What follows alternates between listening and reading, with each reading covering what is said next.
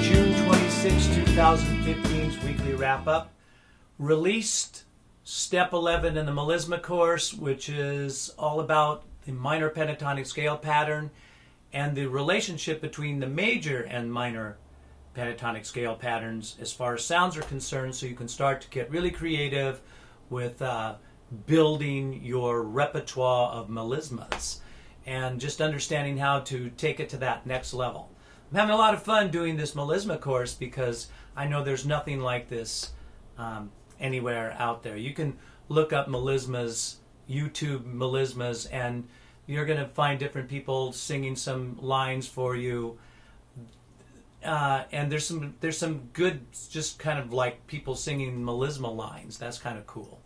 But there's nobody really explaining how to really do this, where it's coming from, how the pentatonic scale patterns really relate to it, and getting into major and minor pentatonics, and then even talking about what's going to happen next, which you'll see as the course progresses. So anyway, I know it's a very unique course, so it's a cool thing to be involved in. It's a lot of fun developing this because I have always been into gospel and R&B type singing and licks and lines and understanding more about how to do it.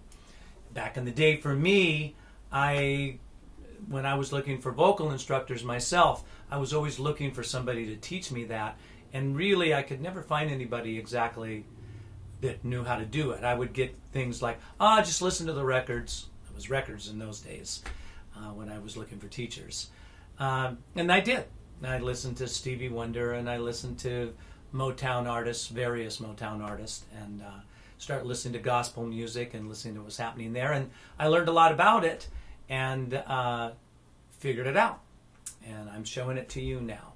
But showing you from the inside out how it's really developed, where the scale patterns come from, and how you apply rhythms to those scale patterns and start to come up with lots of things. And it's really not that hard when you break it down that way. It seems like it would be a complicated thing, or you have to spend years learning how to sing that style of music, and you're going to find people who have and do those things, but once you get into it, you find out it's really not that tough. Anyway, Step 11 of the Melisma Course, minor pentatonic scale pattern and its relationship to the major pentatonic scale pattern, and a little bit about how to use some rhythm against it and develop notes. That's what was released this week. Musical tip of the week, let's just talk about vowels and vowel shapes and placing it in different places in your range. Again, you're always hearing here on the internet about singing from one part of your range into another part of your range, but guess what? If you can't make all of the sounds work in the different parts of your range, when you run into words that are those particular sounds, of course you're going to have problems. So that means that you can be vocalizing a particular sound in an exercise, have great success with it, but then when you go to sing a song and you're singing a particular lyric and you're running into a sound in that lyric that's in a particular place in your range, that's the wrong shape because of your pronunciation of that, or shape performance of that particular vowel sound, you can have problems. So one way to sort of straighten those things out, I think, is to just work out all the shapes of the vowels. So I love to take the various shapes of the vowels and work them in sirens up and down in my range, and also just see if I can have some consistency in different parts of my range. So I'm going like this, being Italian, right? So if I'm going ooh, oh, ah, ee, ah, eh. Ooh, oh, ah, ee, ah, eh. Ooh, oh, ah, ee, ah, eh. As I start to rise in my range, I can feel the weight of those vowels, and some of them more than others, in my performance of them. Ooh, oh, ah, ee, ah, eh. I'm still in mix, but pulling that just a little bit higher. Ooh, oh, ah, ee, ah, eh. Right? Now if I drop, ooh, oh, ah, ee, ah, eh. The bulk of air pressure underneath my vocal cords is very different if I'm going to drop down into my chest voice like that. And I do not have to give it the kind of energy that I was just giving those other notes in my mix. Ooh, oh, aye, aye. Ooh, oh, aye, aye. Very different. And again, the whole study here is to make each of those vowel sounds sound consistent in their tone, even though I'm changing the shape, because they're going to change the tone a little bit because of the shape. That is let me add this as a tip to you. Whenever you're singing a song and the melody line is the same note 2 or 3 words in a row, I'm singing the same notes. It doesn't sound like you're singing the same notes in your head sometimes. You think that they're different notes. And whenever you run into that problem, people will sing out of almost 90% of the time when I'm finding a student singing 2 or 3 notes in a row, and they're not aware that they're truly singing those 2 or 3 notes in a row. They'll sing one of those notes out of tune, and because they think that it's a different note, so they're trying to make it a little sharper, a little flatter. It's funny, it's a strange phenomenon that happens in your head.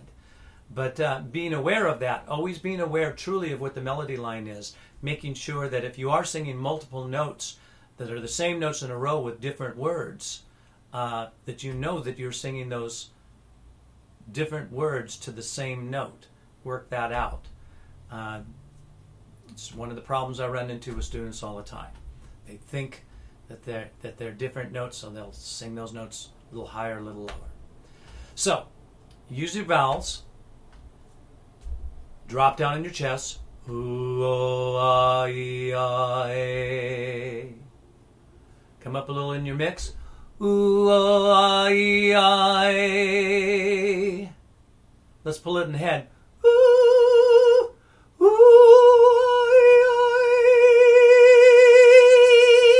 aye. Add a little tone to it. Pull it back. Bring it a little bit forward. Feel what's going on there over the breaks. Just the idea of moving your vowels around, that's your musical tip of the week. Take the vowels, sing them down in chest, sing them up in your mix, sing in your lower mix, sing in your higher mix, pull it up into your head voice, add a little tone to it, pull it back a little bit, get some compression in your vocal cords while you're doing all of these things. All of those things can help. With compression, I'm going to show you one more thing. Okay, if I go, ah, or if I go, ah. Now, you may just perceive that as louder, but really what I really did was add more compression to my vocal cords, and it gives me more resonance and resistance against the chord. And that cuts through the band a lot better, cuts through loud music a lot better, records a lot better, and it's actually more protective for your vocal cords to get a little more compression in the cords than to be too breathy. Most dangerous thing in the world, a loud whisper. Trying to whisper loud, or even whispering in itself, is not protective of your vocal cords, because the vocal cords are very loose and very breathy, and they're apart. And that's when they get worn out quicker than when they're making a better seal. So, there's some extra musical tips. All right, now if you're on YouTube, I hope you're enjoying my information that I'm sharing with you. I would love you to come on over to the site, check it out, totallyvocals.com. There's all kinds of fun things to get involved in. I've got all kinds of courses over here and hundreds of songs for both male and female singers broken down into lessons. There's just so much here, and it grows constantly. So, totallyvocals.com.